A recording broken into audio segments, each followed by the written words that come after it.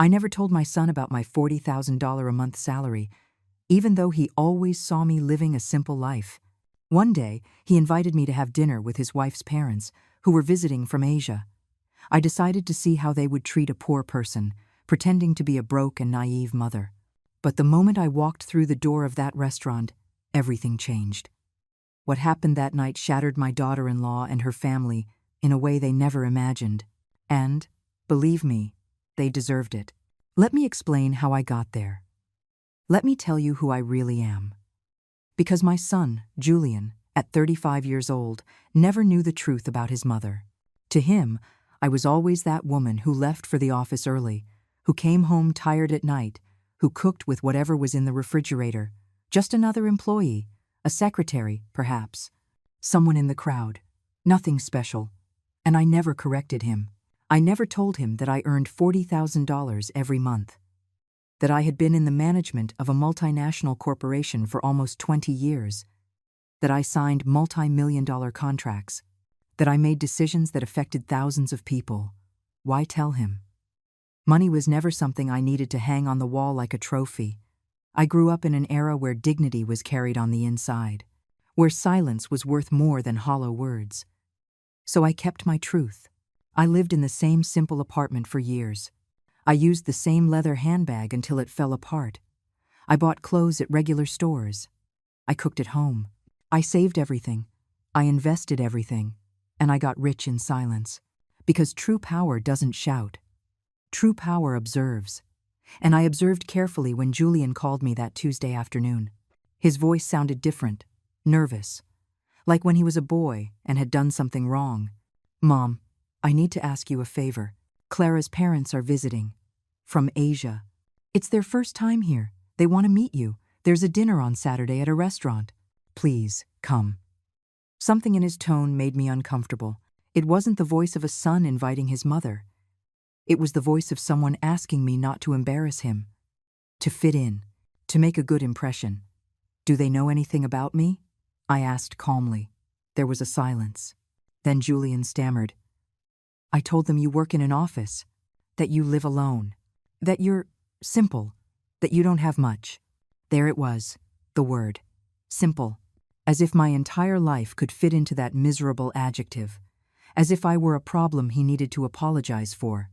I took a deep breath, a very deep breath.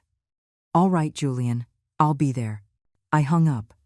I stood there, looking at my apartment's living room. Old but comfortable furniture. Walls without expensive paintings. A small TV. Nothing to impress anyone. And in that moment, I decided.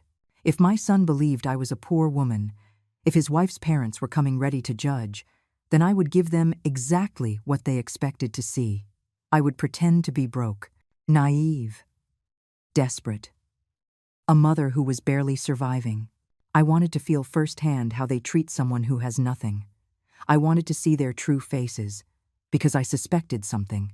I suspected that Clara and her family were the kind of people who measure others by their wallets, and my instinct is never wrong. Saturday arrived. I dressed in the most awful thing I owned. A light gray, shapeless, wrinkled dress, the kind they sell at flea markets. Old, worn-out shoes. No jewelry, not even a watch. I took a faded fabric purse. I pulled my hair back into a messy ponytail. I looked in the mirror. I looked like a woman destroyed by life. Forgettable, perfect. But before I continue, subscribe to the channel and activate the bell, because what's coming next will leave you speechless. I promise you. I got into a taxi. I gave the address. A restaurant in the most expensive part of the city. The kind where the menu has no prices. Where each table costs more than a normal person's monthly salary. As we drove, I felt something strange.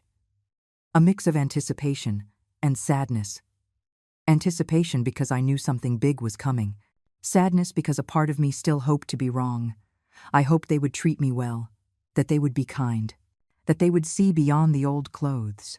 But the other part, the one that worked for 40 years among corporate sharks, that part knew exactly what awaited me. The taxi stopped in front of the restaurant. Warm lights, a doorman with white gloves, elegant people walking in. I paid. I got out. I took a deep breath. I walked through the door. And there they were. Julian was standing next to a long table near the windows. He was wearing a dark suit, white shirt, shiny shoes. He looked nervous. Beside him was Clara, my daughter-in-law. She wore a beige dress with gold details, high heels, her hair perfectly straight falling over her shoulders. She looked impeccable, as always. But she wasn't looking at me. She was looking towards the entrance with a tense, almost embarrassed expression. And then I saw them, Clara's parents, already seated at the table, waiting like royalty on their thrones.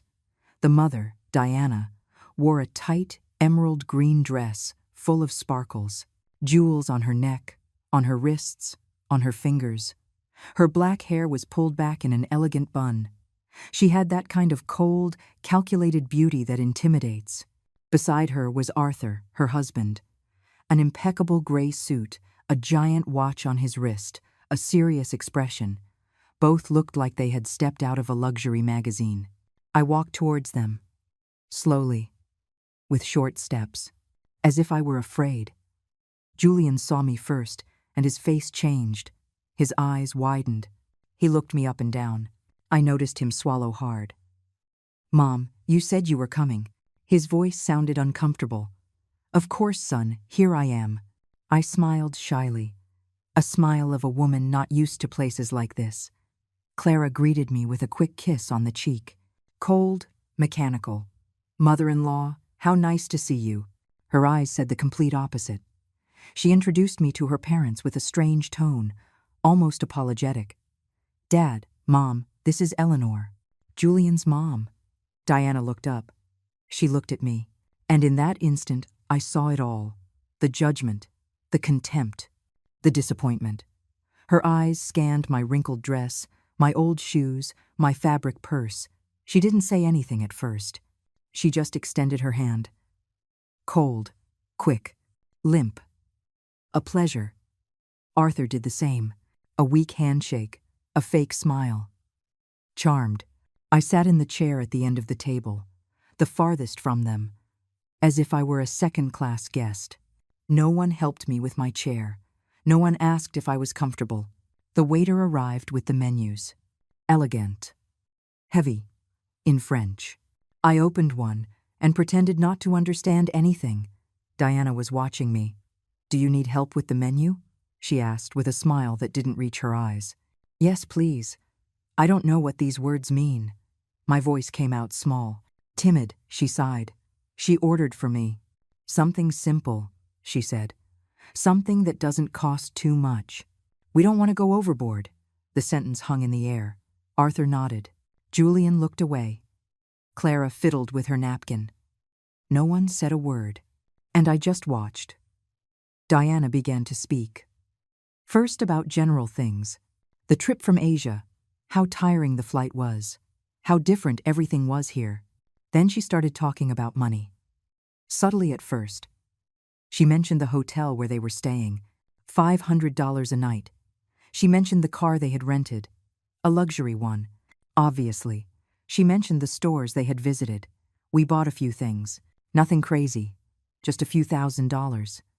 She spoke while looking at me, as if waiting for a reaction, as if expecting me to be impressed. I just nodded. "How nice," I'd say. "How lovely," she continued. "You know, Eleanor, we've always been very careful with money. We work hard. We invest well. Now we have properties in 3 countries. Arthur has important businesses, and I focus on overseeing our investments." She smiled, a smile of superiority. "And you, Eleanor? What do you do exactly?" Her tone was sweet but venomous. "I work in an office," I replied, looking down. "I do a bit of everything. Paperwork, filing, simple things." Diana exchanged a look with Arthur. "Ah, I see. Administrative work. That's good. It's honest. All jobs are dignified, right?" "Of course," I replied. The food arrived. Enormous plates with tiny portions. Everything decorated like art. Diana cut her steak with precision. "This costs $80, she said. "But it's worth it. You pay for quality. One can't just go around eating anything. Right, Eleanor?" I nodded. "Of course. You're right." Julian tried to change the subject. He talked about his work, about some projects. Diana interrupted him. Son, and does your mom live alone? Julian nodded. Yes, she has a small apartment.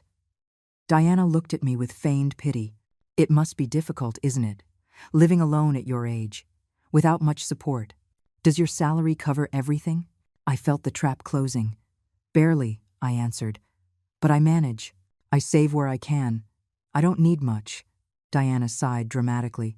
Oh, Eleanor, you're so brave. Truly. I admire women who struggle on their own. Although, of course, one always wants to give more to their children. You know, give them a better life. But well, everyone gives what they can. There it was, the blow. Gentle but deadly. She was telling me that I hadn't been enough for my son, that I hadn't given him what he deserved, that I was a poor mother. Insufficient. Clara stared at her plate. Julian was clenching his fists under the table, and I just smiled. Yes, you're right. Everyone gives what they can, Diana continued. We always made sure Clara had the best. She studied at the best schools. She traveled the world. She learned 4 languages. Now she has an excellent job. She earns very well. And when she married Julian, well, we helped them out quite a bit. We gave them money for the down payment on their house. We paid for their honeymoon, because that's who we are. We believe in supporting our children. She looked at me intently. And you, Eleanor? Were you able to help Julian with anything when he got married? The question hung in the air like a sharp knife. Not much, I answered. I gave them what I could. A small gift. Diana smiled. How sweet. Every little bit counts, right? It's not the amount, it's the thought that counts. And right there, in that moment, I felt the rage beginning to awaken inside me. The rage wasn't explosive. It was cold, controlled, like a river under ice. I breathed slowly. I maintained the timid smile. I let Diana keep talking, because that's what people like her do. They talk. They inflate themselves. They show off. And the more they talk, the more they reveal themselves. The more they expose themselves, the more they show the emptiness they carry inside. Diana picked up her wine glass. Red. Expensive. She swirled it in her hand as if she were an expert. This wine is from an exclusive region in France. It costs $200 a bottle. But when one knows about quality, you don't skimp. Do you drink wine, Eleanor? Only on special occasions, I replied. And usually the cheapest kind. I don't know much about these things. Alu. Diana smiled condescendingly. Oh, don't worry. Not everyone has a trained palate. That comes with experience, with travel, with education. We've visited vineyards in Europe, in South America, in California. Arthur and I are quite knowledgeable. Arthur nodded. It's a hobby, something we enjoy. Clara is also learning. She has good taste. She inherited it from us. He looked at Clara with pride. Clara smiled weakly. Thanks, Mom. Diana turned back to me. And you, Eleanor? Do you have any hobbies? Anything you enjoy doing in your free time? I shrugged. I watch TV. I cook. I walk in the park. Simple things. Diana and Arthur exchanged another look. A look heavy with meaning. Of silent judgment. How lovely, Diana said. Simplicity has its charm, too. Although, of course, one always aspires to more, don't you think? To see the world, to experience new things, to grow culturally. But well, I understand that not everyone has those opportunities. I nodded. You're right. Not all of us have those opportunities. The waiter arrived with dessert. Tiny portions of something that looked like edible art. Diana ordered the most expensive one, $30. For a piece of cake the size of a cookie. This is delicious, she said after the first bite. It has edible gold on top. See? Those little golden flakes. It's a detail only the best restaurants offer. End of quote. I took my dessert. Simpler. Cheaper. I ate it in silence. Diana continued. You know, Eleanor, I think it's important we talk about something. As a family. Now that we're all here. She looked up. Her expression changed. It became serious. Maternal. Fake. Julian is our son-in-law. And we love him very much. Clara loves him, and we respect that decision. But as parents, we always want what's best for our daughter. Julian tensed up. Mom, I don't think this is the time. Diana raised her hand. Let me finish, son. This is important. She looked at me. Eleanor, I understand you've done the best you could with Julian. I know raising him alone wasn't easy, and I respect you for that, truly. But now Julian is in a different stage of his life. He's married. He has responsibilities. And well, Clara and he deserve to have stability. Stability? I asked in a soft voice. Yes, Diana replied. Financial stability. Emotional. We have helped a lot. And we will continue to help. But we also believe it's important that Julian doesn't have any unnecessary burdens. Her tone was clear. She was calling me a burden. Me, her son-in-law's mother. Clara stared at her plate as if she wanted to disappear. Julian's jaw was tight. Burdens, I repeated. Diana sighed. I don't want to sound harsh, Eleanor, but at your age, living alone, with a limited salary, it's natural for Julian to worry about you, for him to feel he has to take care of you. And that's fine. He's a good son. But we don't want that worry to affect his marriage. Do you understand? Perfectly, I replied. Diana smiled. I'm glad you understand. That's why we wanted to talk to you. Arthur and I have thought of something. She paused dramatically. We could help you, financially. Give you a small monthly allowance. Something to allow you to live more comfortably, without Julian having to worry so much. Obviously, it would be something modest. We can't work miracles, but it would be a support. I remained silent, looking at her, waiting. She continued. And in return, we would only ask that you respect Julian and Clara's space, that you don't contact them so much, that you don't pressure them, that you give them the freedom to build their life together, without interference. What do you think?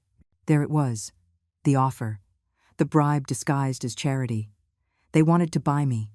They wanted to pay me to disappear from my son's life, so I wouldn't be a nuisance, so I wouldn't embarrass their precious daughter with my poverty. Julian exploded. Mom, this is enough. You don't have to.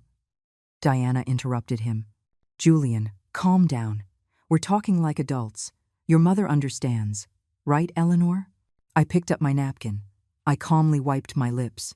I took a sip of water. I let the silence grow. Everyone was looking at me. Diana with expectation. Arthur with arrogance. Clara with shame. Julian with desperation. And then I spoke. My voice came out different. It was no longer timid. It was no longer small. It was firm, clear, cold. That's an interesting offer, Diana. Truly. Very generous of you. Diana smiled victoriously. I'm glad you see it that way. I nodded.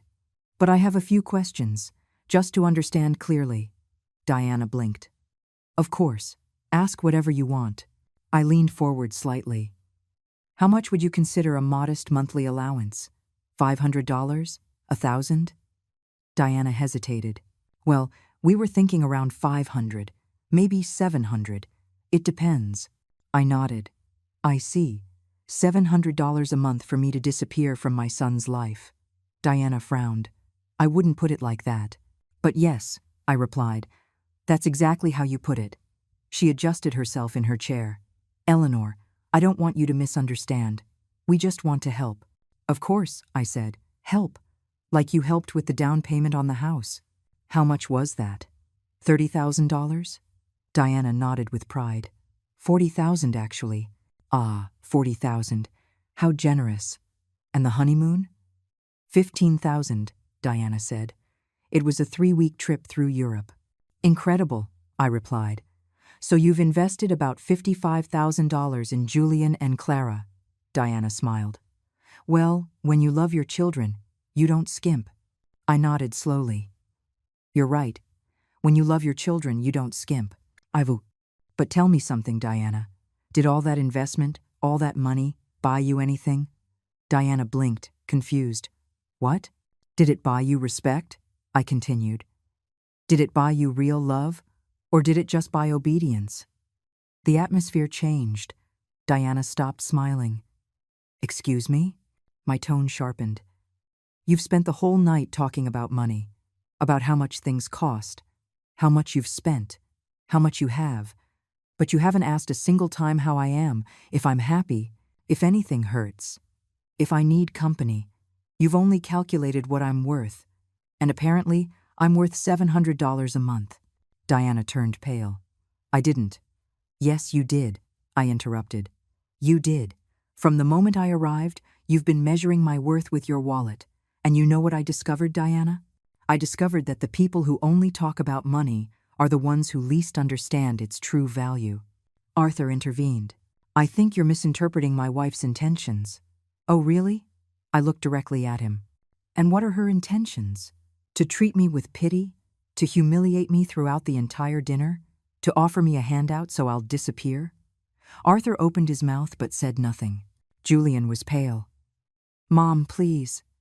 I looked at him. "No, Julian, please, no. I'm done being quiet." I placed the napkin on the table. I leaned back in my chair. There was no more timidity in my posture, no more shrinking. I looked Diana directly in the eyes. She held my gaze for a second, then looked away, uncomfortable. Something had changed and she felt it. They all felt it. "Diana, you said something very interesting a moment ago. You said you admire women who struggle on their own, that they're brave." Diana nodded slowly. "Yes, I said that." "Then let me ask you something. Have you ever struggled on your own? Have you ever worked without your husband backing you up? Have you ever built something with your own two hands, without your family's money?" Diana stammered. I have my own accomplishments." "Like what?" I asked with genuine curiosity. "Tell me." Diana fixed her hair.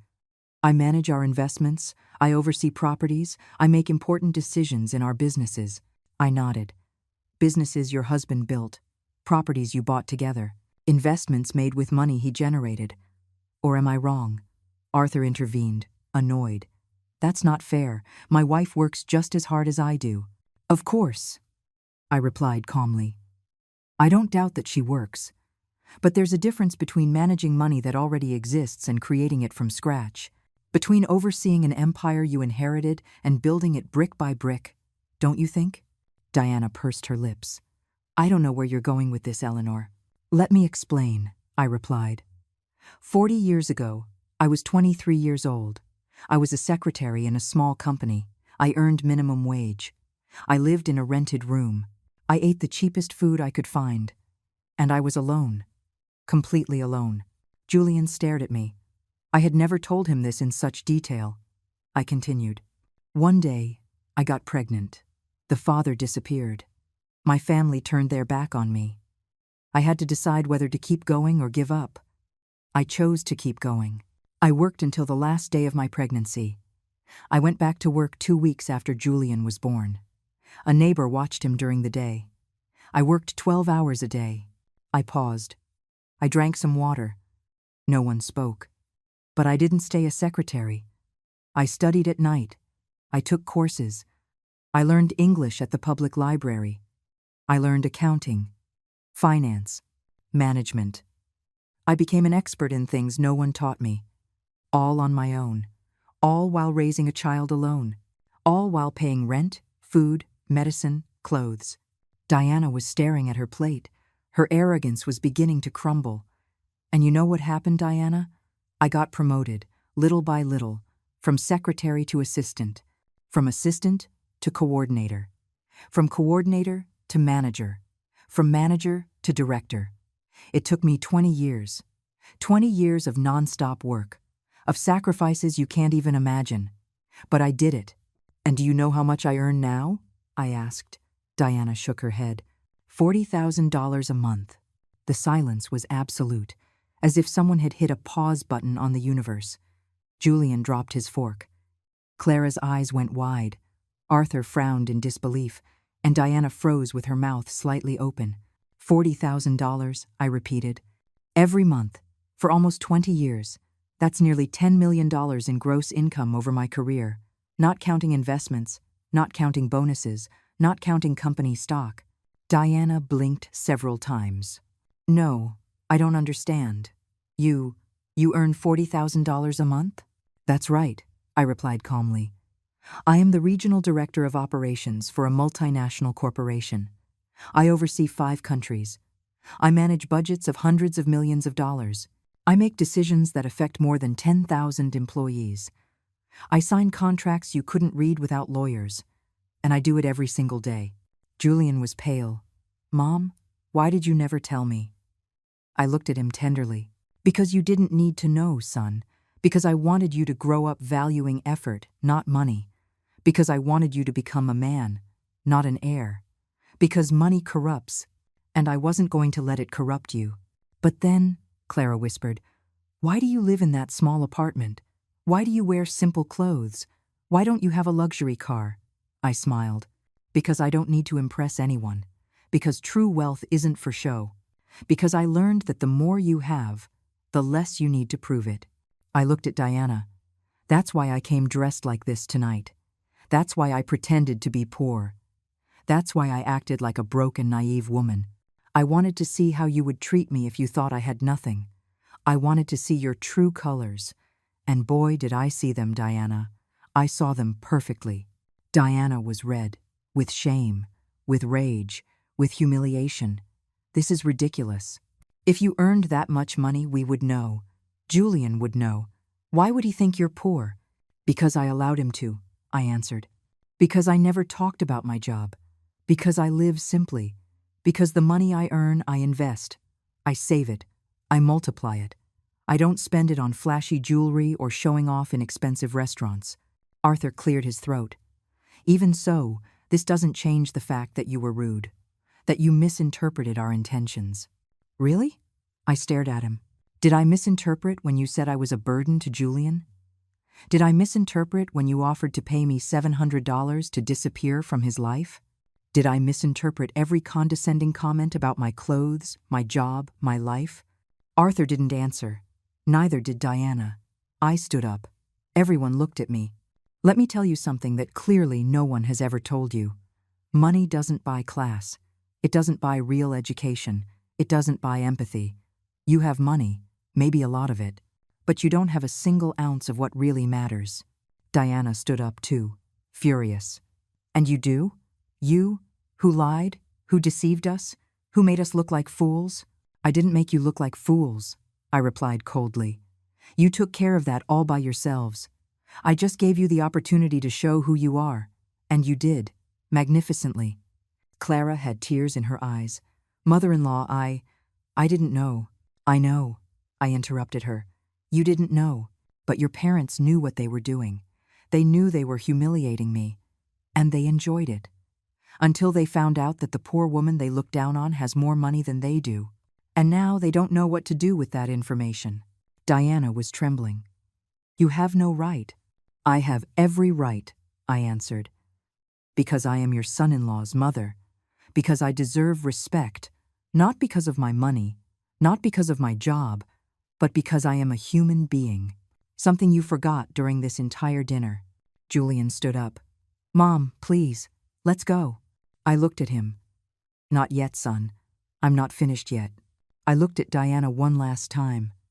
You offered to help me with $700 a month. Let me make you a counteroffer. I will give you $1 million, right now, if you can prove to me that you have ever, in your lives, treated someone who had no money with kindness. Diana opened her mouth. She closed it. She said nothing. Exactly, I replied. You can't. Because to you, people are only worth what they have in the bank. And that's the difference between you and me. I built wealth. You just spend it. I earned respect. You buy it. I have dignity. You have bank accounts. I took my old fabric purse. I pulled out a credit card. Black, platinum. I dropped it on the table in front of Diana. This is my corporate card. Unlimited limit. Pay for dinner. All of it. With a generous tip. Consider it a gift. From a broke and naive mother. Diana stared at the card as if it were a venomous snake. Black, shiny, with my name engraved in silver letters. Eleanor Marquez, Regional Director. Her hand trembled slightly as she picked it up. She turned it over. She observed it. Then she looked at me. Her eyes no longer had that gleam of superiority. Now there was something different. something I never thought I'd see in her. Fear. "I don't need your money," she said in a broken voice. "I know," I replied, "but I didn't need your pity either. And yet you offered it to me all evening, so take it as a gesture of courtesy or education. Something you clearly didn't learn despite all your trips to Europe." Arthur tapped the table softly. "Enough. This has gotten out of hand. You are disrespecting us." "Respect," I repeated. "How interesting that you use that word now. Where was your respect when your wife asked me if my salary was enough to live on? Where was it when she suggested I was a burden to my son? Where was it when she offered to buy me off so I would disappear?" Arthur clenched his jaw. "Diana was just trying to help." "No," I corrected him. "Diana wanted to control. She wanted to make sure the poor mother didn't ruin her daughter's perfect image. She wanted to eliminate the weak link in the chain. The problem is, you picked the wrong link." End quote. I looked at Clara. Her head was down. Her hands were on her lap, trembling. "Clara," I said softly. She looked up. Tears were streaming down her cheeks. "I'm sorry," she whispered. "I'm so sorry. I didn't know that my parents—" "Don't finish that sentence," I interrupted. "Because you did know. Maybe you didn't know about my money, but you knew what your parents are like. You know them. You know how they treat people they consider inferior, and you did nothing to stop them." Clara sobbed. "I wanted to say something, but they're my parents." "I know," I replied. "And Julian is my son. And still, I let him make his own decisions. I let him choose his life, his wife, his path, because that's how you love. With freedom, not with control, not with money, not with manipulation." Julian came to my side. "Mom, forgive me. Please, forgive me for never asking, for assuming, for thinking you were." His voice broke. I hugged him. "You don't have to apologize, son. I did what I did for a reason. I wanted you to be independent, to value the right things, to not depend on me financially, to build your own life. But you made me feel like I had to protect you," Julian said. "That I had to worry about you, that you were fragile." "I know," I answered. "And it wasn't wrong for you to think that, because that's how you learn to care, to worry about others, to be empathetic. Those are lessons money can't buy." Julian hugged me tight. "I'm sorry. I'm so sorry." Diana was still standing, rigid, watching the scene with a mixture of confusion and contained rage. "This changes nothing," she finally said. "You lied. You deceived us. You came here with ulterior motives. You acted in bad faith."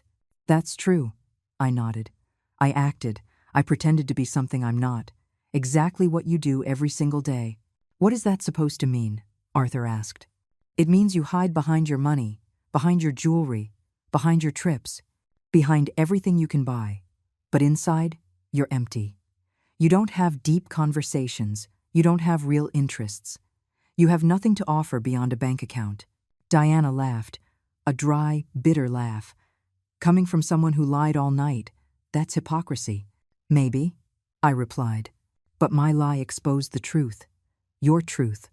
And now you can't hide. Now you know that I saw you, that I felt every comment, that I saved every insult disguised as advice, and that I will never forget it." The waiter approached timidly. "Excuse me, would you like anything else?" Arthur shook his head sharply. "Just the check." The waiter nodded and disappeared. Diana sat down again, defeated.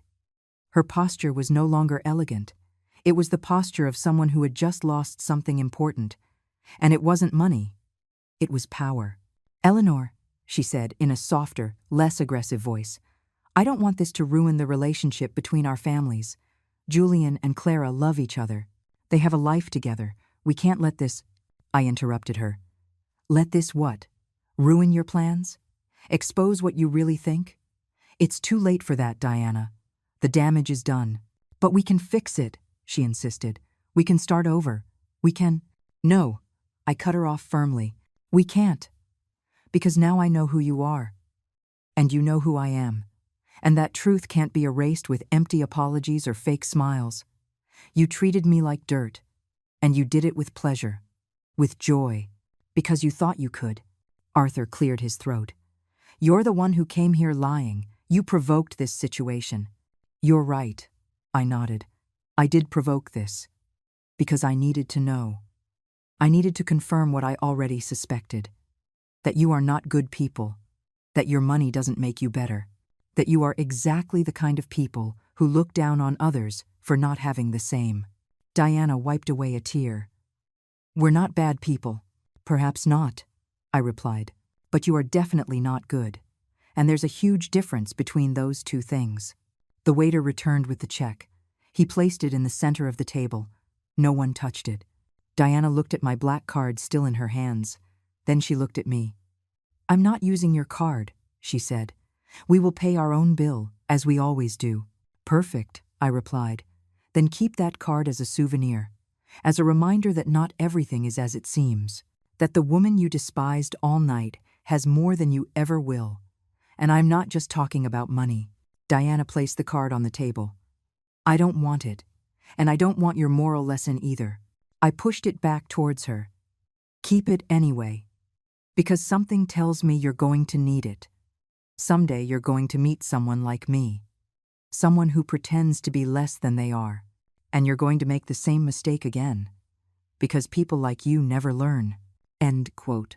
Arthur took out his wallet. He pulled out several credit cards. All gold, all shiny. He chose one and placed it on the check. The waiter took it and left. No one spoke during those minutes of waiting. The silence was thick, uncomfortable, heavy. Clara was crying silently. Julian was holding my hand. Diana was staring at the wall. Arthur was checking his phone to avoid eye contact. The waiter returned. Sir, your card was declined. Arthur looked up sharply. What? It was declined, the waiter repeated. Do you have another form of payment? Arthur turned red. That's impossible. That card has a very high limit. It must be a system error. The waiter shrugged. I can try again if you like. Arthur handed him another card. The waiter left. Diana looked nervously at her husband. What happened? I don't know, Arthur replied irritably. It must be a bank error. Maybe they froze the account for security. It happens sometimes when you travel. Oh, I nodded with feigned understanding. Of course, those things happen. How inconvenient. The waiter returned again. I'm sorry, sir. This one was declined too. Arthur stood up. This is ridiculous. I'm going to call the bank right now. He stormed out of the restaurant. Diana remained seated, ashamed, humiliated. This has never happened to us, she muttered. Never. What terrible timing, I commented without emotion. Julian looked at the check. Mom, I can. No, I interrupted him. You are not paying for anything. I took out my wallet, a simple old leather wallet. I took out another card. This one wasn't black. It was transparent, made of metal, heavy. A card that less than 1% of the people in the world have. I placed it on the table in front of Diana. She looked at it. Her eyes widened. She recognized what it was. That's a Centurion card. That's right, I replied. American Express. By invitation only. Minimum annual spending requirement of $250,000. $5,000 annual fee just to have it, and benefits you can never even imagine. Diana said nothing. The waiter took the card carefully, as if it were sacred. He returned in less than 2 minutes. Thank you, Miss Marquez. Everything is taken care of. Would you like the receipt? That's not necessary, I replied. The waiter nodded and left. Diana was still staring at the space where the card had been. I stood up. I took my old purse, my fabric bag. I looked at Diana one last time. The dinner was delicious. Thank you for the recommendation, and thank you for showing me exactly who you are. It saved me a lot of time, a lot of energy, and a lot of future disappointments. Diana finally looked up. Her eyes were red, not from crying, but from contained rage. This isn't over, she said with a trembling voice. You can't just humiliate us and walk out as if nothing happened. Clara is our daughter. Julian is our son-in-law. We are still going to be family. You're going to have to see us. I smiled.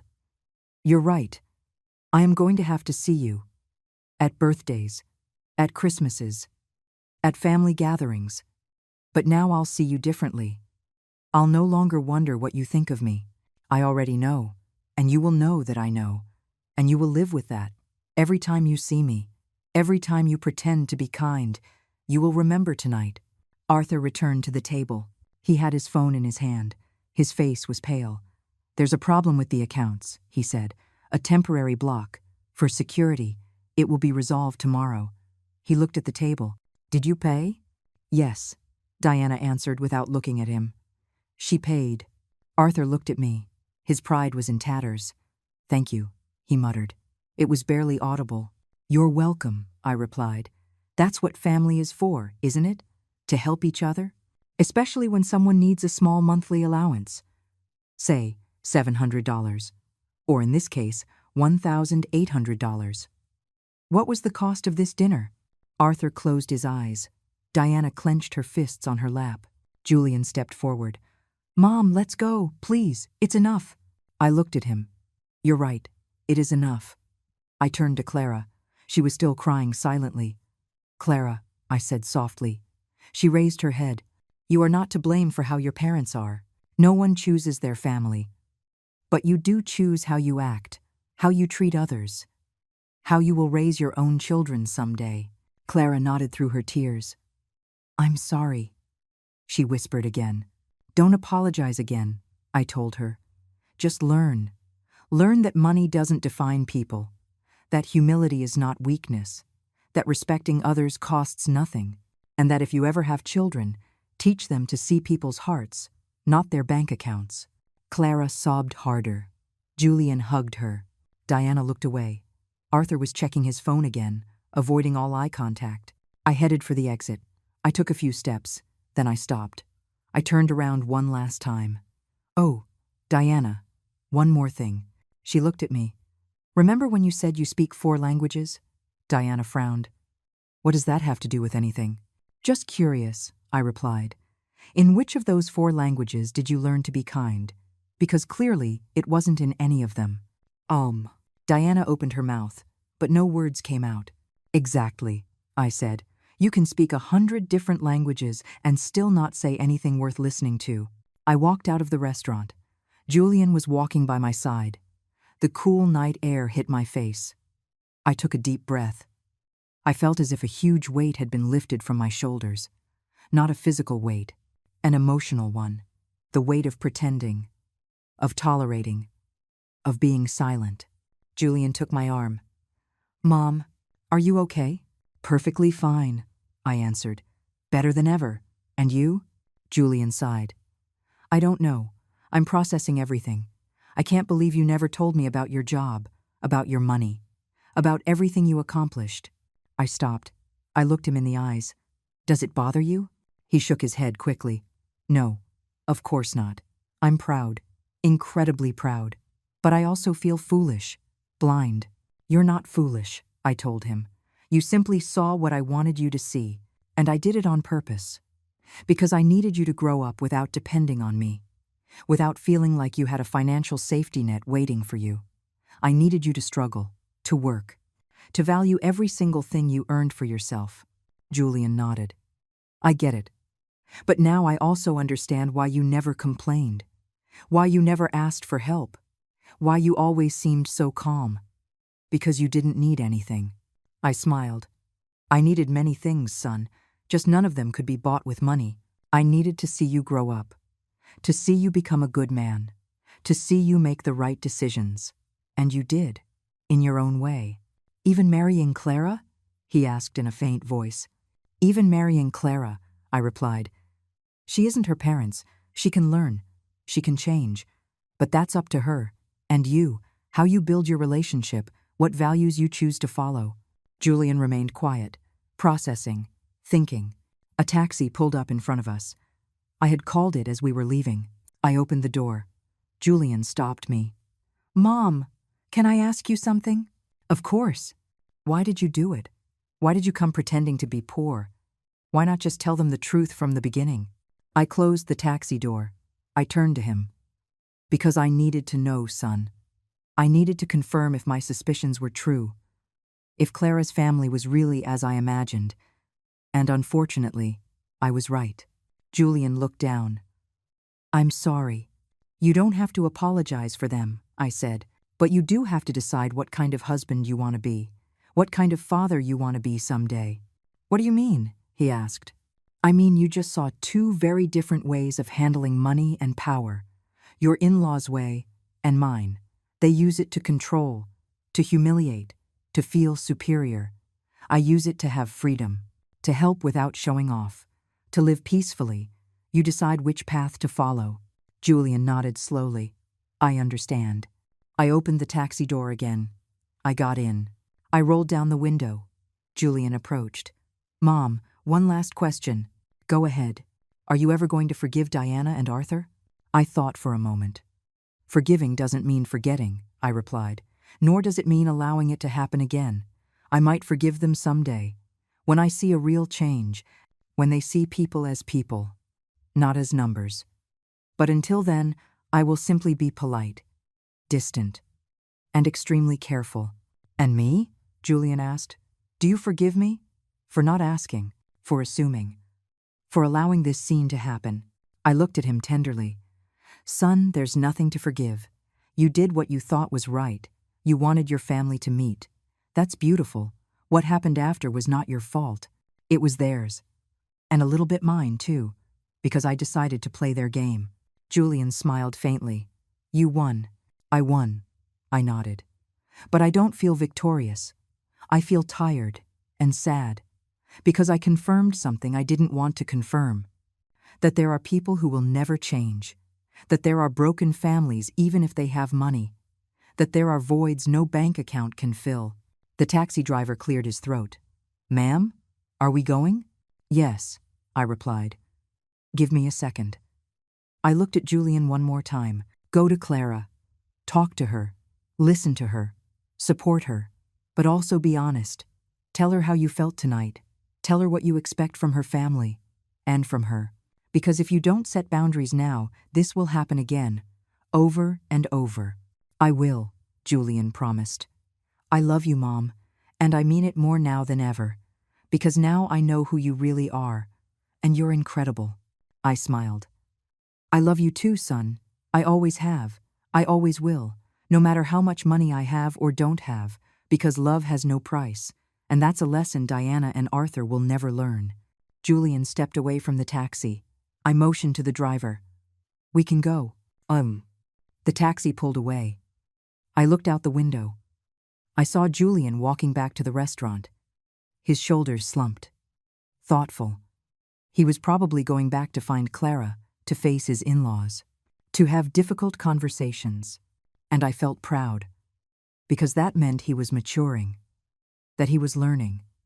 That he was choosing to be better than the example he had just witnessed. The taxi moved through the illuminated city streets. I closed my eyes. I thought about everything that had happened, every word, every look, every moment of tension. And I wondered if I had done the right thing, if I had been too harsh, too cruel, too vengeful. But then I remembered every disguised insult, every condescending comment, every look of contempt, and I knew I hadn't. I hadn't been too anything. I had simply been honest. Finally, the taxi cut through the empty streets of the night. The lights from the buildings blurred past the window. I opened my old fabric bag and took out my phone. A simple phone. Nothing ostentatious. Nothing to draw attention. I had 3 unread messages. One from my assistant about a Monday meeting, another from a colleague congratulating me on a closed deal, and one from an unknown number. I opened the unknown message. It was from Clara. Mother-in-law, please forgive me. I didn't know my parents would be like that. I am so ashamed. I need to talk to you, please. I stared at the message for a long time. I thought about replying. Then I decided against it. Not yet. I needed time. She needed it too. Words rushed out of guilt rarely mean anything real. True change takes time. Reflection. Consistent action. I put the phone away. The taxi driver looked at me in the rearview mirror. Excuse me for asking, ma'am. Is everything all right? I looked up at him. Yes, everything's fine. Why? It's just that you got in very quiet. And usually, people coming out of that restaurant are happy, talking about how delicious dinner was. You came out looking like you'd been in a war. I smiled slightly. Something like that. Was it that obvious? He shrugged. I've been driving a taxi for 20 years. I've seen it all. Drunk people, people fighting, couples breaking up, families arguing. And you have that look. The look of someone who just said something they've been holding in for years. You're perceptive, I told him. It's my job, he replied. Besides, it helps pass the time. Do you want to talk about it? You don't have to. But sometimes it helps to tell a stranger, someone who won't judge you, someone who doesn't know you. I considered his offer. It was tempting, but I shook my head. Thank you, but I think I've talked enough for one day. He nodded. I understand, but let me tell you something. Whatever happened in there, you did the right thing. I know because you're calm, you're not crying, you're not yelling, you're processing. And that means you spoke your truth. And the truth always brings peace, even if it hurts. His words surprised me. He was an older man, maybe 60, with gray hair and worn hands, a simple man, like I was pretending to be. Do you believe in the truth? I asked him. I believe in honesty, he answered. Not always in the absolute truth, because the truth changes depending on who's telling it. But honesty doesn't. Honesty is saying things as you feel them, without masks, without lies. Even if it hurts, even if it's uncomfortable, even if it costs you something. I nodded. You're right. My wife always told me I was too direct, he continued. That I said things without a filter, that I hurt people without meaning to. And maybe she was right. But she also told me she never doubted me, because she knew what came out of my mouth was real. Not calculated, not manipulated, just real. I smiled. She sounds like a good woman. She was, he replied. Died 5 years ago. I'm sorry, I said sincerely. He shook his head.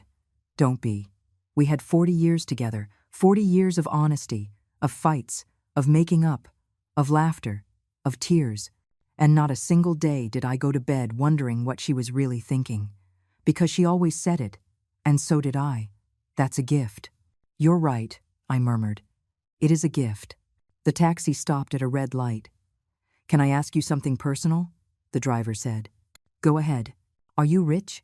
The question took me by surprise. Not the question itself, but the direct way he asked it. Why do you ask? Because I picked you up from $1,000 a person restaurant, but you're dressed like someone who shops at discount stores. You have an old purse, worn shoes, but you talk like an executive. You move like someone with power, and you paid for my taxi with crisp new bills you took from a wallet that looks 20 years old. Observant, I commented. Part of the job, he repeated.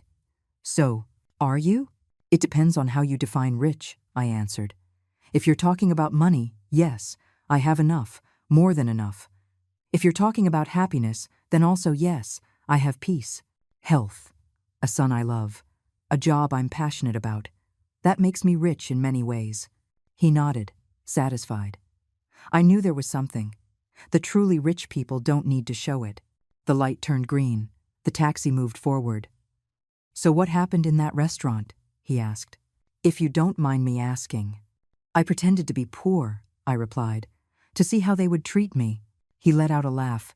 Seriously? That's brilliant. And how did they treat you? Like dirt, I said without emotion. They humiliated me. They offered me handouts. They treated me as if I were invisible, less than human. He stopped laughing. I'm sorry. That must have hurt. A little, I admitted. But it also confirmed something for me. That I was right about those people. That they weren't worth my time. That they didn't deserve my respect. And now they know it. Now they know who I am. And they'll have to live with that shame. The driver whistled softly. I bet that was epic. It was. I smiled. It definitely was. We arrived at my building. An old building. Middle class. Nothing fancy, nothing impressive, but comfortable. Safe. Home. The driver parked. He looked at the building. You live here? I live here, I confirmed. He shook his head in amazement. You really are something special. Most people with money move to expensive areas, to buildings with doormen, with private security, with a gym and a pool. You live like a normal person." "I am a normal person," I replied. "I just have more money than most. But that doesn't make me different. It doesn't make me better. Money is just a tool, not an identity." He smiled. "I wish more people thought like that. The world would be a better place." Or die. I took out my wallet. "How much is it?" $30, he replied. I gave him a $100 bill. "Keep the change." "Ma'am, this is too much." "It's not," I said. "You listened to me. You gave me perspective. You reminded me that there are still good people out there. That's worth more than $70. He took the bill carefully. "Thank you. Really. Thank you," I replied. "And take care of that honesty. It's rare. It's valuable. Don't lose it." End quote. "I won't," he promised. I got out of the taxi. I closed the door. He rolled down the window. "Ma'am, one last thing." "Yes?" "Whatever happened tonight, don't regret it. Because people like you, people who speak the truth even when it hurts, are the ones who change the world. Little by little, one conversation at a time." I smiled. "Thank you. I'll remember that." The taxi drove away. I stood in front of my building, looking up, at my 5th-floor window. The light was off, dark, silent, waiting for me. I went into the building. I walked up the stairs. I never used the elevator. I preferred to walk, to stay active. I reached my door. I took out my keys, the same keys I'd had for 15 years. I opened it. The apartment was cold. Empty. I turned on the light. Everything was in its place. The simple living room, the small kitchen, the dining room with mismatched chairs, the walls without expensive art. And I felt at peace. Because this place was mine. Truly mine.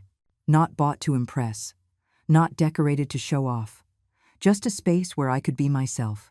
Without masks. Without pretenses. I took off my old shoes. I took off the wrinkled gray dress. I changed into comfortable clothes. Old pajamas. Soft. Familiar. I made myself some tea. I sat on the sofa. I turned on the television. The news. Nothing interesting. I turned it off. I sat in silence. Thinking. Processing. Feeling. And for the first time in many years, I felt completely free. Free from pretending. Free from being silent. Free from tolerating. Free from being less than I was. Because that night, I didn't just expose Diana and Arthur. I also freed myself. From expectations. From judgments. From the need to hide who I was. And that was priceless.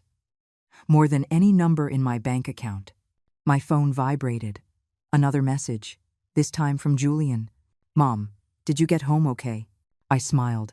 I replied quickly. "Yes, son. I got home perfectly fine. I'm home, resting." "Oh." His response was immediate. "I love you. Thank you for everything. For being who you are. For teaching me. For never giving up." I closed my eyes. I felt a tear roll down my cheek. Not of sadness. Of relief. Of love. Of gratitude. I replied, "I love you too. Always." I put the phone aside. I drank my tea. I looked around my simple apartment. My sanctuary. My truth. And I smiled. Because at the end of the day, it didn't matter how much money I had. It didn't matter how high I had climbed in my career. The only thing that mattered was this moment, this peace, this honesty with myself. I woke up early on Sunday. As always, 40 years of work had trained me to get up with the Sunday. Even though it was my day off, my body no longer knew how to sleep in. I made coffee, strong, no sugar. I sat by the window with a hot mug in my hands. I watched the city wake up, vendors opening their stalls, people walking somewhere. Life went on, as always. Indifferent to personal dramas. My phone started to ring. It was a familiar number. "Julian," I answered. "Good morning, son." His voice sounded tired.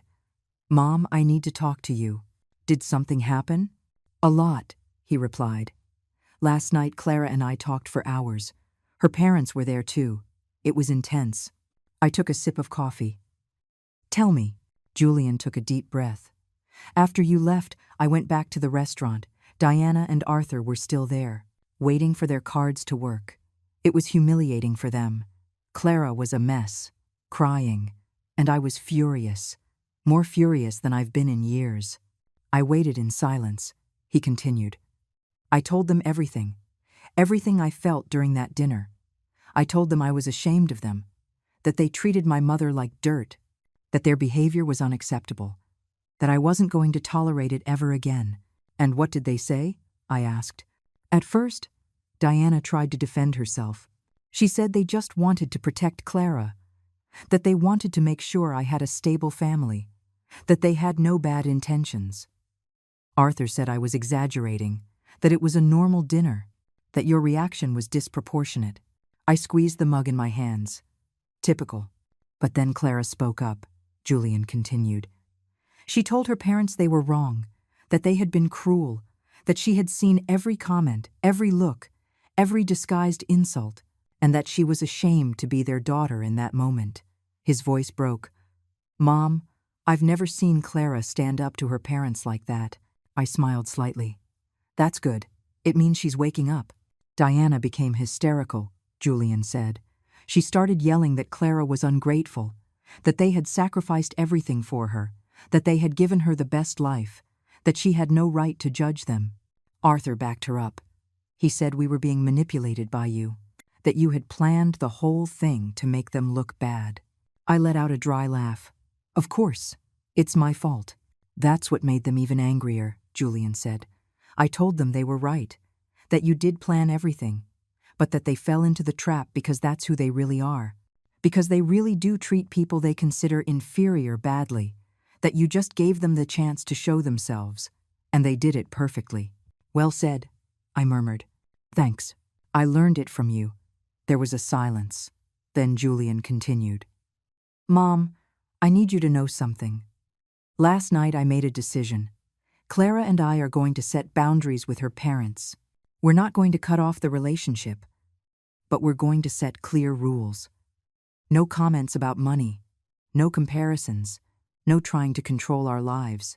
And if they can't respect that, then they'll have to accept the consequences. And they accepted? I asked. No, he answered. They left furious. They said we were ungrateful, that one day we would regret it, that when we needed help, they wouldn't be there. Arthur said he was going to reconsider his will. Diana said Clara had chosen the wrong family. I shook my head. Emotional blackmail.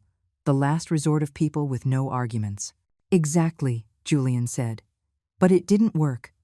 Clara stood her ground. So did I. They left the restaurant without saying goodbye, without looking back. And honestly, Mom, I felt relieved, like a huge weight had been lifted off my shoulders. That's because it was, I told him. You lifted the weight of living under their expectations, under their control. Now you can build your life the way you want to, not the way they dictate. Thank you, Mom, Julian said, his voice emotional. Thank you for doing what you did last night. I know it was hard. I know it was uncomfortable, but we needed to see it. I needed to see who they really were, and Clara needed to see there was another way to live, a more honest way, more authentic. You're welcome, son. I just did what I thought was right. There's something else, Julian said. Clara wants to come see you. She wants to apologize in person. She wants to talk to you, not as a daughter-in-law trying to get on your good side, but as a woman trying to learn. What do you think? I thought for a moment. Tell her she can come. But not today. Give her a few days. Let her process. Let her think carefully about what she wants to say. Rushed apologies are hollow. The ones that take time are real. I'll tell her, Julian promised. Mom, one more question. How are you? After everything, how do you feel? I looked out the window. The sun was fully up now. The day had officially begun. I'm fine, I answered. Better than fine. I'm at peace. Because I finally said everything I needed to say, and I don't regret a thing. I'm glad to hear that, Julian said. I love you. Our day. I love you too. Get some rest. See you soon. I hung up the phone. I finished my coffee. I stood up. I decided to do something I hadn't done in a long time. Go for a walk. With no destination, no rush. Just walk and think. I got dressed in comfortable clothes. Old jeans, a simple blouse, worn sneakers. I took my keys. I left. The streets were full of life. Families strolling, children running, couples holding hands, vendors selling food. The smell of freshly baked bread filled the air. I walked through the nearby park. I sat on a bench. I watched the people pass by. And I realized something. Most of these people probably didn't have much money. They lived paycheck to paycheck. They worked hard. They struggled every day. But they smiled. They hugged. They enjoyed the moment. And then I thought of Diana and Arthur. With all their money, their properties, their trips, their jewelry. Were they happy? Truly? Or were they just busy trying to prove something? Trying to fill a void with material things?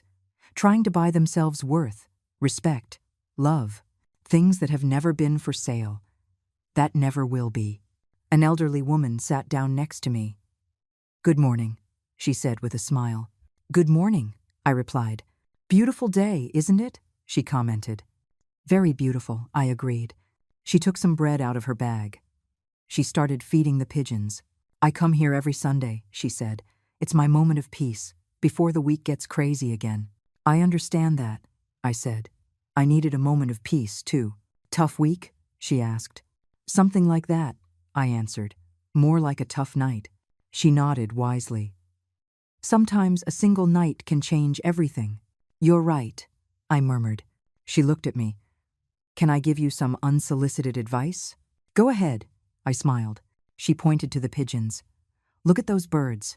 Some are big, some are small. Some have pretty feathers. Others have tattered ones. But they all eat from the same bread. They all share the same space. Not one of them thinks it's better than another." "That's a nice metaphor," I said. "It's not a metaphor," she replied. "It's the truth. We humans are the only animals who invent false hierarchies, who measure worth with external things. The pigeons don't do that. They just live. They just are. We should learn from them." I smiled widely. "You are absolutely right. You should teach a class to some people I know." She laughed. "Oh, honey, at my age I don't teach classes anymore. I just observe, and I share what I see. But most people don't listen. They're too busy running, buying, competing, forgetting that in the end we all end up in the same place, with or without money, with or without jewelry, with or without properties. We all end up as dust." "How philosophical. How realistic," she corrected. "I've lived 82 years. I've seen it all. And I can tell you something. The most miserable people I ever knew were the ones who had the most. Because it was never enough. They always wanted more.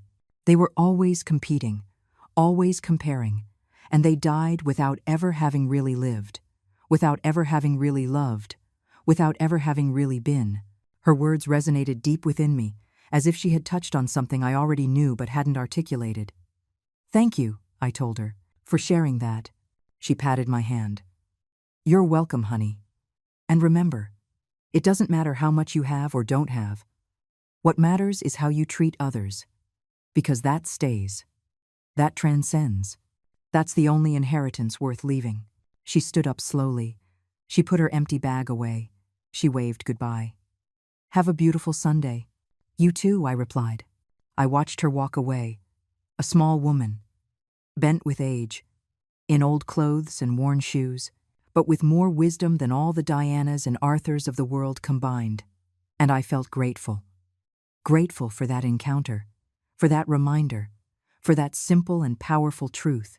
I stayed on the bench a while longer, thinking, feeling, processing everything that had happened, and I came to a conclusion. I regretted nothing, not a single word, not a single action. Because everything I did last night was necessary. It was liberating. It was honest.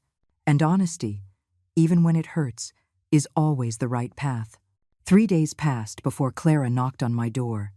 3 days of silence, of processing, of reflection. When I heard the doorbell that Wednesday afternoon, I knew who it was. I opened it. There she was. No makeup. Her hair pulled back in a simple ponytail, dressed in jeans and a plain blouse. No jewelry. No heels. She looked vulnerable, real, different from the woman I had seen in the restaurant. "Mother-in-law," she said in a low voice. "May I come in?" I stepped aside. "Come in." She entered slowly, looking around, observing my apartment with new eyes. The simple living room, the old furniture, the walls without expensive decor. She sat on the sofa when I motioned for her to. I sat across from her, waiting, not pushing, letting her find her words. "I don't know where to start," she said finally. "Start wherever you feel you should," I replied. She took a deep breath. "I came to apologize, but not just with words. I came to explain why my parents are the way they are, and why I stayed silent for so long." I listened quietly. Clara continued, her voice trembling.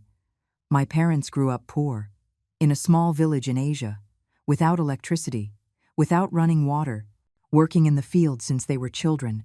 They watched their own parents die young from lack of medicine, from lack of money. They went hungry, they suffered, and they promised themselves they would never be poor again, that they would do whatever it took to get out of there." I nodded. "I understand. That explains a lot." "They worked like animals," Clara continued. "They saved every penny. They migrated looking for opportunities. Arthur built his business from nothing, literally from nothing.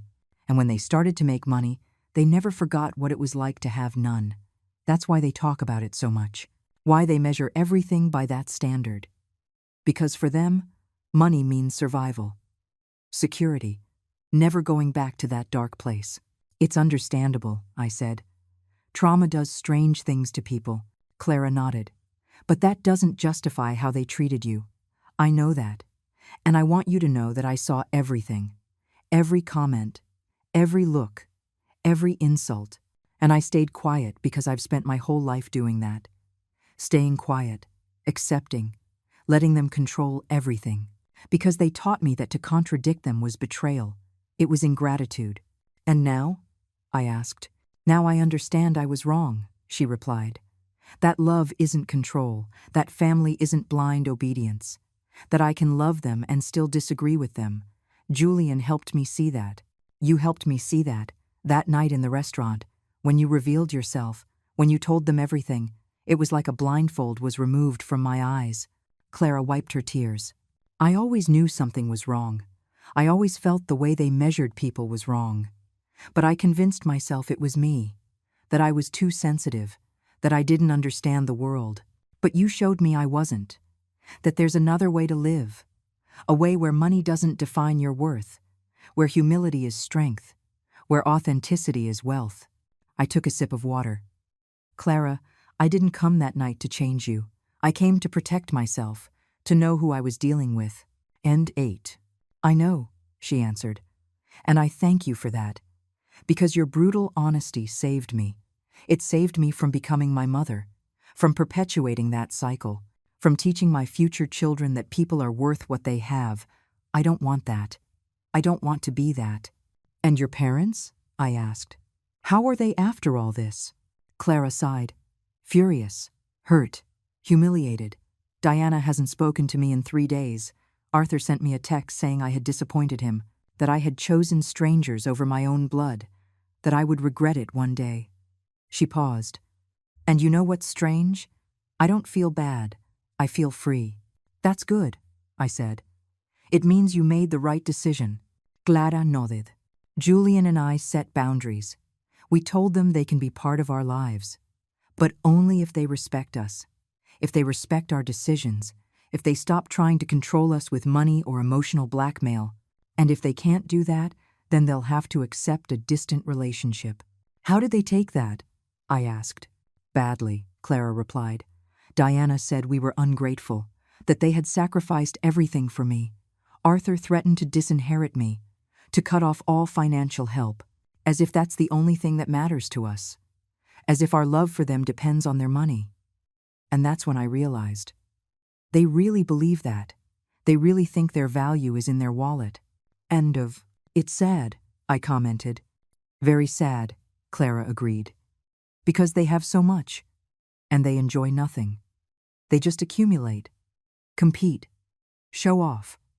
But they never stop to ask themselves if they're happy, if they have peace, if they have real connections with people. They just count their properties and feel victorious, while inside, they're empty. She was quiet for a moment. Then she looked directly at me. "Mother-in-law, I want to ask you something. Go ahead. I want to learn from you. I want you to teach me how to live with dignity, how to be rich without needing to show it, how to have peace in the middle of chaos, how to be strong without being cruel. Because that night, I saw something in you that I never saw in my parents. I saw class. I saw real power. I saw a woman who didn't need to shout to be heard." I smiled tenderly. "Clara, I can't teach you that. That's learned by living, by making mistakes, by falling, by getting back up. The only thing I can do is share my experience and tell you that the path isn't easy, that you'll face criticism, judgments, people who won't understand why you live differently. But if you stay true to yourself, if you live by your values, you will find peace, and that peace is worth more than any number." "I want to try," Clara said. "I want to be better, not just for Julian, for me, because I deserve to live without that constant pressure, without that need to impress, without that fear of not being enough." "Then do it," I told her. "But don't do it all at once. Do it little by little. Start by questioning your habits, your purchases, your motivations. Ask yourself before every decision, is this for me or for others? Does this bring me peace or just appearance?" Clara nodded, taking mental notes. "And my parents? Do you think they'll ever change?" I looked at her honestly. "I don't know. Change requires you to recognize a problem, and they don't believe they have one. They believe the world is wrong, that people are ungrateful, that they are victims. Until they see that, no change is possible. But you can change. You can break the cycle." "I will," she promised. "With Julian's help, and I hope with your guidance too." "You don't need my guidance," I replied. "You just need your internal compass, that voice that tells you what's right and what's wrong, that voice you silenced for years to please your parents. Listen to it, trust it, follow it." Clara wiped away her last tears. "Thank you, mother-in-law, for everything, for your patience, for your honesty, for not giving up on us." "There's nothing to thank me for," I said. "Just promise me one thing. When you have children, teach them the value of people. Not the price. Teach them empathy, humility, kindness. Things that don't cost money but are worth everything." "I promise," Clara said firmly. "I promise with all my heart." We hugged. A real hug. Warm, honest, no acting, no masks, just two women connecting as human beings. Clara left an hour later. Lighter, freer, with hope in her eyes. I closed the door behind her. I sat back down on my sofa. I looked around my simple apartment, and I smiled, because this was enough. This was everything. An honest space, an authentic life, real relationships. I didn't need more. I never needed more. My phone buzzed. It was a message from Julian. "Mom, Clara told me about her visit. Thank you for having her, for listening to her, for giving her a chance. I love you more than words can express." I replied simply, "I love you too, Son, always." I put the phone aside. I made tea. I sat by the window. I watched the sunset paint the sky orange and pink. And in that moment, I understood something fundamental. Real wealth isn't about how much you have. It's about how much you enjoy what you have, how much peace you feel, how many genuine people surround you, how many times you can look in the mirror and be proud of who you are. Diana and Arthur had millions, but I had this tranquility, this authenticity, this pure love from my son, and that made me infinitely richer than them. I never pretended to be poor again. I didn't need to. I had learned what I needed to learn. I had seen what I needed to see, and I had freed what I needed to free. Diana and Arthur remained who they were, rich in money, poor in spirit. But that was no longer my problem. I had spoken my truth. I had set my boundaries. I had protected my peace. And for the first time in a long time, I didn't have to pretend who I was. I just was. Eleanor, mother, executive, woman, survivor, fighter, rich in every way that truly mattered. And that was more than enough. It was everything.